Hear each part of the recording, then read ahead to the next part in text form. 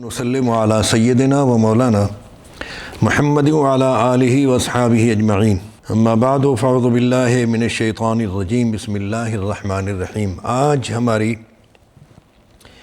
ये 13वीं तरावीह है और चूँकि हम डेढ़ पारा तरावी में सुना रहे हैं, हम ख़त्म कुरान ज़रा जल्द करना चाहते हैं। आज हमारी पहली रकात सूरतुल फुरक़ान की आयत नंबर 45 से शुरू हुई थी। ये चंद आयात अल्लाह तबारक व तआला ने अपनी कुदरत की और अपनी ज़ात के तारुफ़ में इरशाद फरमाई और सादा अंदाज के साथ जो उसने इनामात फरमाए हैं उनका ज़िक्र किया है, या उसने अपनी कुदरत के साथ कायनात को जो बसाया है उसका ज़िक्र फरमाया है।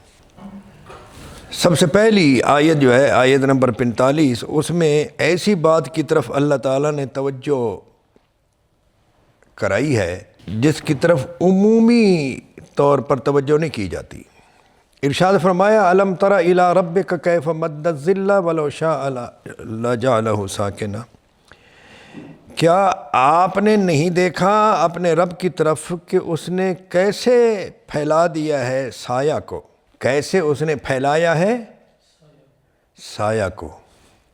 कैफ़ मद्दज़िल्ला, अब इस की तरफ तो किसी की भी तवज्जो नहीं जाती। अगर वो ख़ुद तवज्जो न कराता तो लोगों की रातें भी गुज़र रही हैं, लोगों के दिन भी गुज़र रहे हैं, लोगों पर शामें भी आ रही हैं, लोग सुबह भी कर रहे हैं। तो अल्लाह ताला अगर तवज्जो न कराता तो किसकी तवज्जो जाती। ये जो अल्लाह ताला ने फरमाया उसने कैसे फैलाया साया को। फिर फरमाता है ये साया जो है वलो शाअ लजअलहु साकिना, अल्लाह ताला चाहता तो इस साया को ठहरा देता, एक ही हालत पर एक ही मकाम पर खड़ा कर देता।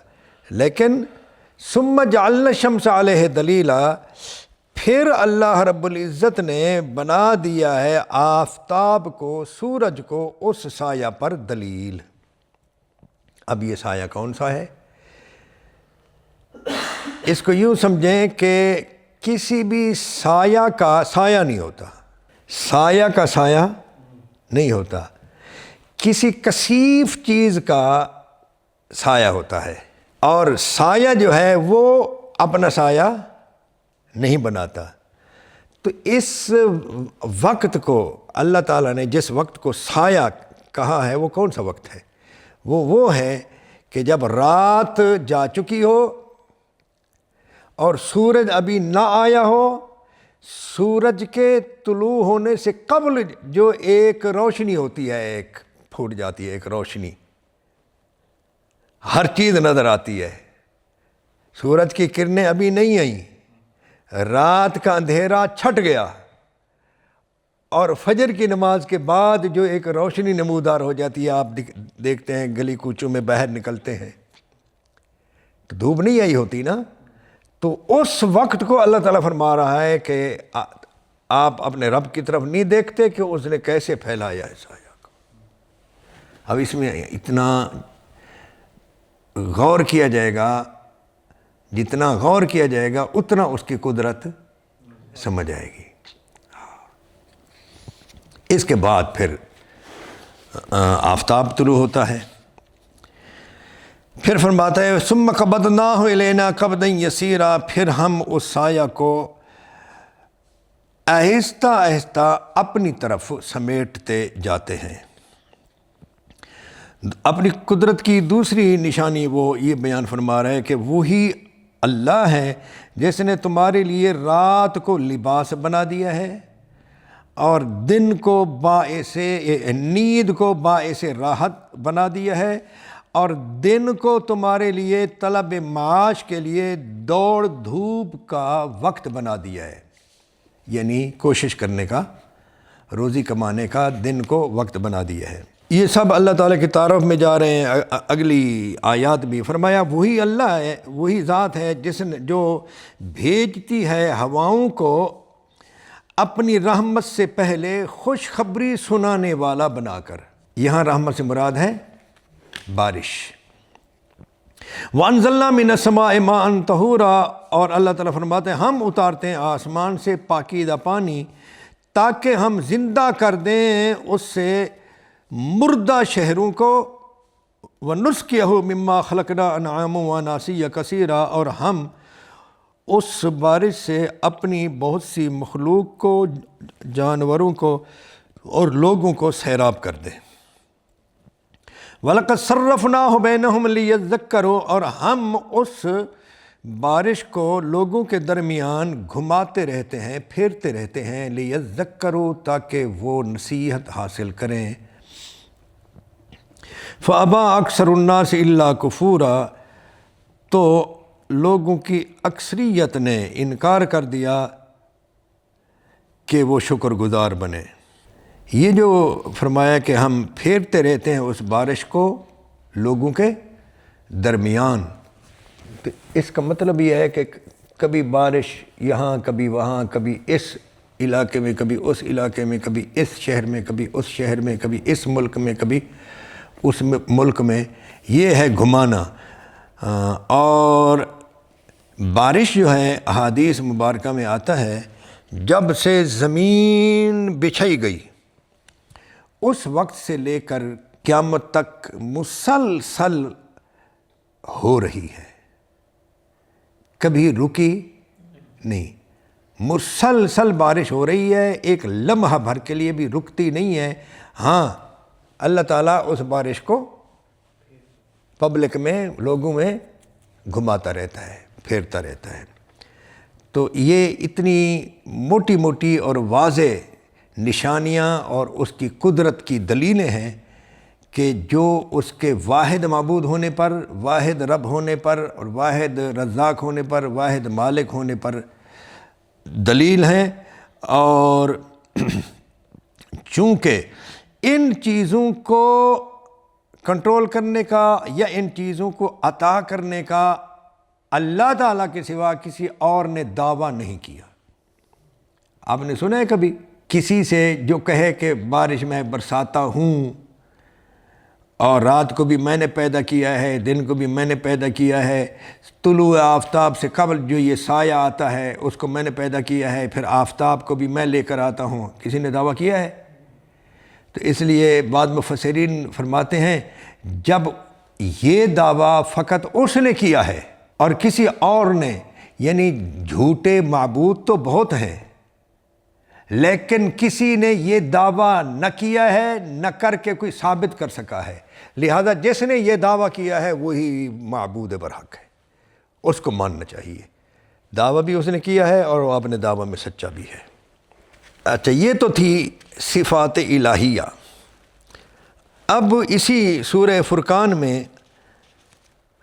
آگے چل کر اللہ رب العزت نے اس کی آیت نمبر 64 سے لے کر آگے بہت سی آیات میں اس نے اپنے بندوں کی، خاص بندوں کی صفات بیان فرمائی ہیں۔ میں چاہتا ہوں وہ صفات بھی آپ کے سامنے صرف سرسری سا ترجمہ کر کے پیش کر دوں تاکہ کسی بندے کے دل میں امنگ پیدا ہو کہ وہ رحمان کا بندہ ہو جائے تو وہ یہ صفات سن لے اور ان میں سے جتنی صفات اپنے اندر پیدا کر سکتا ہے تو کر لے۔ اللہ تعالیٰ فرماتے ہیں وَعِبَادُ الرَّحْمَنِ الَّذِينَ يَمْشُونَ عَلَى الْأَرْضِ هَوْنًا، رحمان کے بندے وہ ہیں جو چلتے ہیں زمین پر آہستہ آہستہ، اور جب گفتگو کرتے ہیں ان سے جاہل لوگ تو وہ ان جاہلوں کے ساتھ الجھتے نہیں بلکہ کہتے ہیں بابا سلامت رہو، قالوا سلاما۔ ایک تو یہ ہے کہ خرامہ خرامہ اور آہستہ آہستہ چلتے ہیں، اکڑ کر نہیں چلتے، اور جاہلوں کے ساتھ الجھتے نہیں۔ یہ ایک اچھا، میں آپ کو یہ صرف ترجمہ سناتا جاتا ہوں اور آپ کا اس میں امتحان ہے سامعین کا اور ناظرین کا کہ آپ یہ گنیں کہ یہ صفات کتنی ہے، گن کر پھر بتانا۔ اور یہ وہ لوگ ہیں جو راتوں کو اپنے رب کے لیے گزارتے ہیں سجدہ کرتے ہوئے اور قیام کرتے ہوئے، اور یہ وہی لوگ ہیں جو کہتے ہیں ہمارے رب ہم سے عذاب جہنم کو پھیر دے، بے شک اس کا عذاب بڑا مہلک ہے۔ وہ بہت برا ٹھکانہ اور بہت بری جگہ ہے۔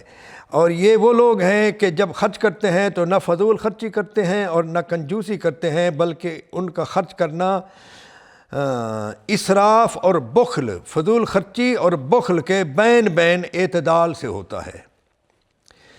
اور وہ لوگ ہیں جو نہیں پوچھتے اللہ تعالیٰ کے سوا کسی اور معبود کو، اور نہیں قتل کرتے اس نفس کو جس کو قتل کرنا اللہ تعالیٰ نے حرام کر دیا ہے مگر حق کے ساتھ۔ یعنی کسی کا قتل کرنا ضروری ہو، قتل کے بدلے قتل ہوتا ہے، قصاص وغیرہ، تو ضروری جس کا قتل کرنا ہو وہ تو الگ ہے، ورنہ وہ کسی کو ناحق قتل نہیں کرتے، ولا یذنون، اور نہ زنا کرتے ہیں۔ وَمَن يَفْعَلْ ذَلِكَ يَلْقَ أَثَامًا، اور جو یہ کام کرے گا تو وہ پائے گا اس کی سزا، یضاعف لہ العذاب یوم القیامت، 2 گنا کر دیا جائے گا اس کے لیے عذاب قیامت کے دن، وَيَخْلُدْ فِيهِ مُهَانًا، اور ہمیشہ رہے گا اس میں وہ ذلیل و خوار ہو کر، ما سوا ان کے جنہوں نے توبہ کی اور ایمان لے آئے اور عمل صالح کیے۔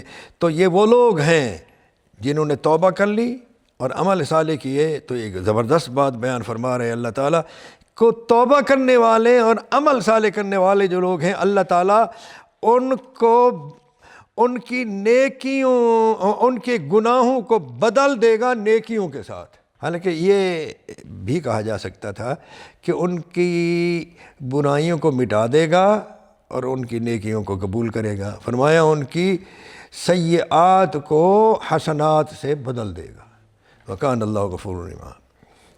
اور جو بھی توبہ کرے اور نیک عمل کرے، تو جس نے بھی توبہ کی اور نیک عمل کی ہے تو اس نے رجوع کیا اللہ تعالیٰ کی طرف، جیسا کہ رجوع کا حق ہوتا ہے۔ اچھا جی، اور یہی وہ لوگ ہیں، درمیان میں کچھ اور آیات آ گئیں، پھر آپ گننا شروع کر دیں۔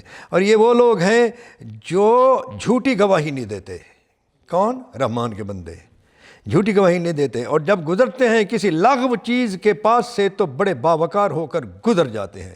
اور یہی وہ لوگ ہیں کہ جب انہیں نصیحت کی جاتی ہے ان کے رب کی آیات سے تو نہیں گر پڑتے ان پر بہرے اور اندھے ہو کر۔ اور یہ وہ لوگ ہیں جو دعا مانگتے رہتے ہیں، اے ہمارے رب ہمیں ہماری بیویوں میں سے اولاد کی طرف سے آنکھوں کی ٹھنڈک عطا فرما اور بنا ہمیں پرہیزگاروں کے لیے پیشوا۔ یہ وہ خوش نصیب ہیں جن کو بدلے میں ملے گا جنت کا بالا خانہ، ان کے صبر کرنے کے باعث، اور ان کا استقبال کیا جائے گا وہاں دعا اور سلام سے، وہ ہمیشہ ہمیشہ رہیں گے اس میں، بہت عمدہ ٹھکانہ اور قیام گاہ ہے۔ تو یہ چند صفات اللہ کے بندوں کی ہیں، یہ آپ گن لیجئے اور ان کو اپنے اندر پیدا کرنے کی کوشش کیجئے۔ اب اس کے بعد سورۃ الشعراء شروع ہوتی ہے، جس کی آج کی تراویح میں تلاوت کی گئی۔ اس میں بہت سے انبیاء کرام علیہم السلام کا ذکر آیا، اور ان انبیاء کی زبان سے اللہ تعالیٰ نے یہ اعلان کرایا کہ میں جو تمہیں تبلیغ کرتا ہوں اس پر میں تم سے کسی قسم کا معاوضہ، فیس، اجرت وغیرہ نہیں مانگتا، میرا اجر اللہ رب العالمین کے پاس ہے۔ پھر ہر اس نبی کے ساتھ جس امت نے جو سلوک کیا، اللہ تعالیٰ نے اس امت کے سلوک کا ذکر کیا، اس امت کی خرابیوں کا ذکر کیا، اس امت کے فساد کا ذکر کیا، اور پھر اس کا انجام بھی بیان فرمایا۔ تو ایک طویل معاملہ ہے۔ اس کے بعد جو ہے سورت شروع ہوتی ہے النمل۔ سورۃ الشعراء کے بعد ہے سورۃ النمل۔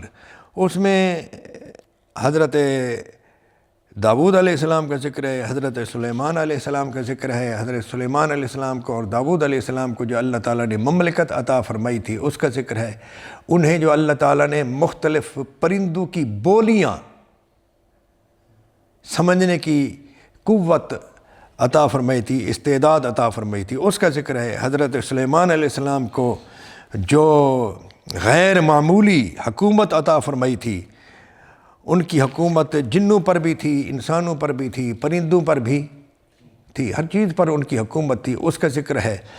ملکہ سبا بلقیس کا ذکر ہے، اس کی طرف ہدہد کا خط لے جانا اور خط میں حضرت سلیمان علیہ السلام کا فقط یہ لکھنا کہ یہ خط سلیمان کی طرف سے ہے، جو اللہ کے نام، اللہ بہت مہربان نہایت رحم کرنے والے کے نام سے ہے، اور خط کا جو متن تھا فقط اتنا ہے، اللہ تعالی علیہ واتونی مسلمین، اکڑو مت اور ہمارے پاس مسلمان ہو کر آ جاؤ، ہمارے سامنے اکڑو مت اور مسلمان ہو کر آ جاؤ۔ اس کے بعد وہ اتنے سے جملے کو، یا یہ عربی میں آپ جملہ ذرا گنے، اللہ تعالی علیہ واتونی مسلمین، کتنی جگہ لیتا ہے؟ ہاں، اتنا سا جملہ لکھ کر بس، تو وہ سمجھ گئی، تو کہنے لگی درباریو ذرا مجھے اپنی رائے دو، میں کبھی بھی کوئی بڑا کام جب کرنا چاہتی ہوں نا، قطعی ما کنت امرن قاطعتاً، اہم کام جب بھی میں کرنا چاہتی ہوں تو میں تمہیں ضرور بلاتی ہوں اور تم سے مشورہ ضرور لیتی ہوں، تو مطلب یہ ہے کہ یہ بڑا ہی اہم معاملہ ہے۔ تو اس نے مشورہ کیا، حضرت سلیمان علیہ السلام نے دیکھا کہ وہ تو ضرور آئیں گے، تو اس کے آنے سے قبل اس کا تخت ہی اپنے پاس منگا لیا۔ تو یہ واقعہ آپ نے کئی بار سنا ہے۔ اس کے بعد آتی ہے سورۃ القصص۔ سورۃ القصص جو ہے یہ 20ویں پارے میں ہے۔ سورۃ القصص میں اللہ تعالیٰ نے شروع میں اپنی آیات کا، کتاب مبین کا ذکر کر کے، طاسمیم تلک آیات الکتاب المبین، یہ واضح کتاب کی آیات ہیں، یہ تمہید ہے اللہ تعالیٰ کی طرف سے۔ اور آگے اللہ تعالیٰ فرماتا ہے نتلو علیک من نبأ موسیٰ وفرعون بالحق لقوم یؤمنون، ہم آپ کے سامنے بیان کرتے ہیں موسیٰ اور فرعون کی خبر حق کے ساتھ، سچی اس قوم کے فائدے کے لیے جو ایمان لائے۔ آپ کے سامنے یہ رکھتے ہیں قصہ، لیکن کس کے لیے؟ لقومی یؤمنون، جو لوگ ایمان لاتے ہیں، ہم یہ قصہ ان کے لیے بیان کر رہے ہیں۔ کیا قصہ ہے؟ آگے قصہ شروع ہوتا ہے جی۔ ان فرعون علا فی الارض، بے شک فرعون نے زمین میں تکبر کیا، وجعل اہلہا شیعا، اور زمین کے باشندوں کو اس نے گروہ کر دیا، گروہوں میں تقسیم کر دیا، امیر بنا دیے، غریب بنا دیے، قومیت میں تقسیم کر دیا، لسانیت میں تبدیل کر دیا، اور کلاسیں بنا دی، ایلیٹ کلاس، اور پھر اس میں اپنے طور پر کچھ لوگوں کو عیش و عشرت کا دل دادہ بنا دیا، اور عیش و عشرت کا دل دادہ بنا کر پھر انہیں دوسرے غریب قوموں سے، غریب طبقات سے ڈرا دیا کہ یہ جو تمہارا عیش و عشرت ہے نا، اس کے کچھ لوگ حاسد ہیں، تم نے اس کو اپنے پاس سنبھال کر رکھنا ہے، لوگ نہیں چاہتے کہ تمہارے پاس یہ آسائشیں اور یہ آرام ہو، وہ تمہارے حاسد ہیں، وہ تمہارے ساتھ لڑیں گے۔ یوں طبقات بنا دیے۔ یہ طبقات جو فرعون نے بنائے، آج تک اس فرعون کی یہ سنت مانا طریقہ، یہ طریقہ چلا آ رہا ہے۔ ہم پوری دنیا کو تو نہیں جانتے اس وقت، تو خیر ہر باشعور پوری دنیا کے احوال جانتا ہے، یہ سوشل میڈیا کا دور ہے، ہر ایک کے ہاتھ میں پوری دنیا کے حالات ہر وقت موجود ہیں، تو باشعور لوگ جانتے ہیں۔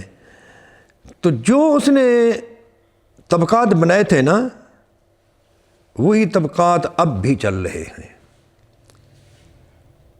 مثلا آپ دیکھیے پاکستان میں نیچے سے لے کر اوپر تک، اور پھر پاکستان سے باہر نکلیے، یہ میں ذرا آپ کے ذہن کو پاکستان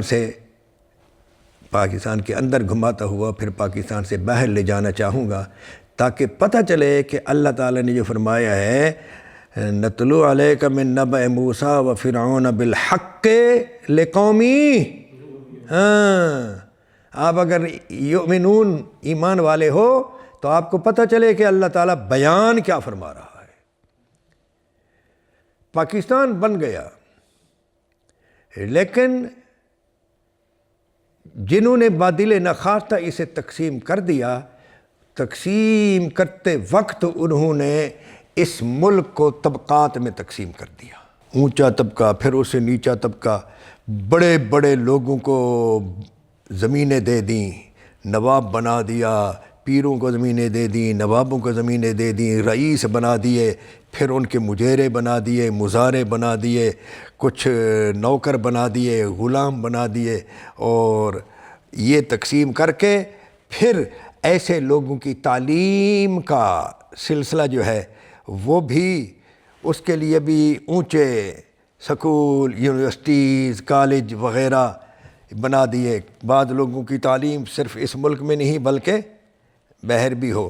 تو یہ تقسیم جو ہے وہ فرعون کر چکا ہے، جو فرعون یہاں حکومت کرتا رہا۔ اور پھر آپ دیکھیں کہ یہاں تک کہ ہماری آرمی جو ہے، یہ کہنے کو جو ہماری آرمی ہے، اس میں آپ کو چھوٹے موٹے فوجی کے لحاظ سے تو لیا جائے گا، اور چھوٹے موٹے فوجیوں کے بچوں کو بھی لے لیا جائے گا، کسی غیر فوجی آدمی کے بچوں کو فوج کے سکولوں میں اعلیٰ تعلیم کے لیے جلد قبول نہیں کیا جاتا۔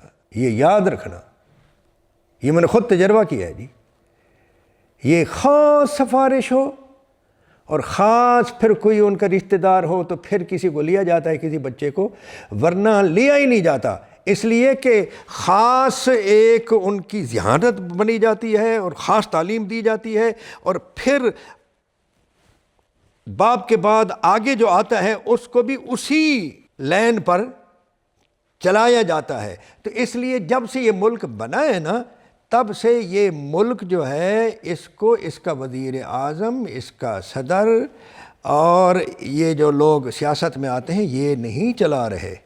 جو پہلے یہاں ملک پر حاکم رہا ہے، آرمی فوج اسی کی ہے، اور ہر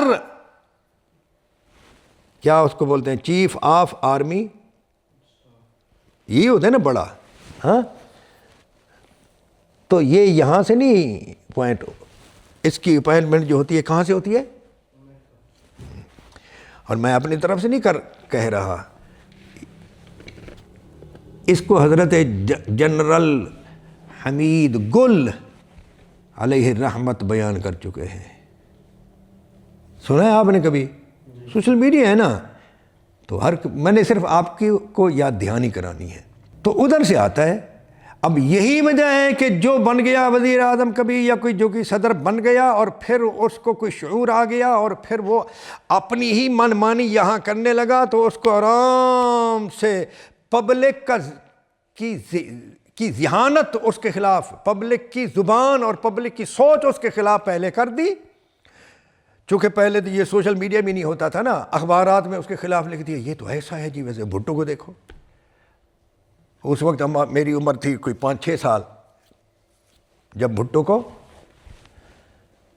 پھانسی چڑھائی گئی تھی، اور جب بھٹو کے خلاف ایک مہم چلی تھی نا، یعنی یہ جتنی بھی مہمیں چلتی ہیں نا، یہ بڑے شہروں میں چلتی ہیں، وہ اتنی زوردار تھی کہ احمد پور شرقیہ جیسے چھوٹے سے شہر میں بھی اس کے خلاف ہر روز جلوس نکلتے تھے اور مولانا لوگ نکالتے تھے۔ اور چلی ہوئی کہاں سے تھی؟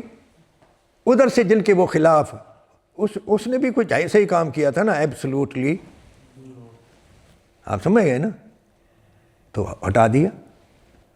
بے نظیر کو بھی اسی وجہ سے ہٹایا گیا ہے، قتل کیا گیا ہے، آپ سمجھ گئے۔ تو کوئی ایسا نہیں کہ جو ہاں میں ہاں نہ ملائے اور پھر وہ رہ سکے۔ یہ باتیں تو کڑوی ہیں لیکن ہیں حقائق۔ تو یہ ایسا ہوتا کیوں ہے؟ اسی صورت میں ہے کہ لوگ مسلمان ہوتے ہیں، مسلمانوں کے گھروں میں پیدا ہوتے ہیں، نمازی ہوتے ہیں، اہل محلہ ہوتے ہیں، لیکن جب ان کو کوئی عہدہ مل جاتا ہے تو وہ بالکل یکسر وہ اپنی آنکھیں ماتھے پر رکھ لیتے ہیں، پبلک کا دھیان نہیں کرتے، صرف ان کو اپنا مفاد عزیز ہوتا ہے۔ ایسا کیوں؟ ایسا اس لیے کہ پہلے انہیں عیاش بنایا جاتا ہے، ان کی بزنس جو ہے اس کو کھلی چھوٹ دی جاتی ہے، اور انہیں قارون بنا دیا جاتا ہے۔ اور جب کوئی بندہ قارون بنانے کے لیے ایک فرعون ہوتا ہے نا، اب اسی صورت میں ہے ان قارون کان من قوم موسیٰ فبغى علیہم، قارون جو تھا وہ تھا تو قوم موسیٰ سے، فبغى علیہم، لیکن اس نے قوم موسیٰ کے خلاف بغاوت کی۔ کیا بغاوت کی؟ کہ ان کے خلاف، ان کے مفادات کے خلاف، فرعون کے مفادات کو اس نے زیادہ عزیز سمجھا، موسیٰ علیہ السلام اور اپنی قوم کے لیے اس کے اچھے جذبات نہ رہے، فرعون کے لیے اس کے جذبات زیادہ اچھے ہو گئے۔ جیسا کہ علامہ محمد خان شیرانی فرماتے ہیں نا کہ بھائی ہماری یہ جو آرمی ہے یہ ہماری آرمی نہیں ہے، یہ امریکہ کی آرمی ہے، ان کو کوئی تکلیف پہنچے تو یہ پریشان ہو جاتے ہیں، اور ہمیں کچھ بھی ہو جائے تو یہ ٹس سے مس نہیں ہوتے۔ تو ایسا کیوں ہے؟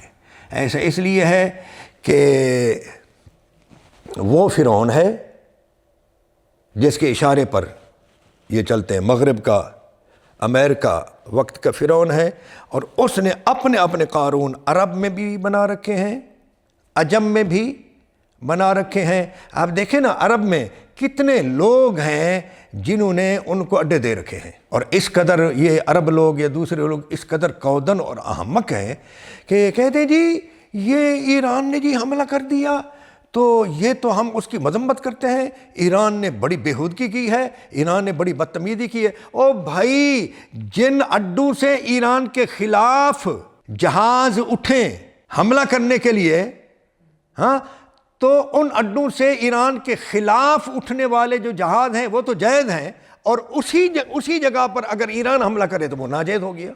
تو ہم قرآن کو ماننے والے ہیں، سیاسی پارٹی تو ہماری نہیں ہے، لیکن ہم قرآن کو ماننے والے ہیں، اور قرآن نے جو کہا ہے، قرآن چونکہ یہ فرماتا ہے کہ لوگوں کے درمیان مساوات رکھو۔ یہ لوگ، یہ یہود و نصارہ، جو یہ بنی اسرائیل، یہ اسرائیلی لوگ ہیں، ان کو تو آزادی دلائی تھی فرعون سے حضرت موسیٰ علیہ السلام نے، اب یہ خود فرعون کے اسی طریقے پر چل رہے ہیں، اور لوگوں کو اپنا غلام بنا کر رکھا ہوا ہے، انہوں نے پوری دنیا پر یہ حکومت کر رہے ہیں اسی فرعونی طرز پر۔ تو ان کو چاہیے کہ تم اللہ کی کتاب کو ماننے والے ہو، تورات تمہیں ملی تھی، عیسائیوں کو انجیل ملی تھی، تو تم جو کچھ بچی ہوئی ہے جس صورت میں بھی ہے تم اس پر چلو، اس میں مساوات ہے، اس میں عدل کا حکم ہے، اس میں انصاف کا حکم ہے، اس پر ظلم سے منع کیا گیا ہے، اس میں امن کی تلقین کی گئی ہے ان کتابوں میں۔ اب تک جس صورت میں بھی ہے نا، جس حالت میں بھی ہیں، تغیر و تبدل کا شکار ہو چکی ہیں، پھر بھی ان میں اچھائی تو ہے نا۔ ایسا تو نہیں ہے کہ وہ کچھ آیت مٹائی ہو تو وہاں ظلم کی آیت لے کر آئے ہو۔ تو یہ ظلم جو ہے یہ اللہ تعالیٰ کی کوئی کتاب نہیں سکھاتی۔ تو تم اپنے لیے جو پسند کرتے ہو دوسرے کے لیے بھی وہ پسند کرو۔